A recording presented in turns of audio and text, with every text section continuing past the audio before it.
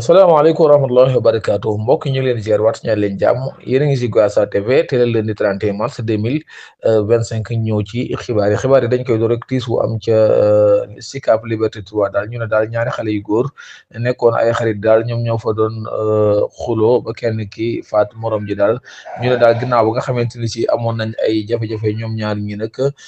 ci la ko kenn ki bàyyi ba mu julli ci lii di Korité nga xam ne tey ñëpp a ngi koy feetu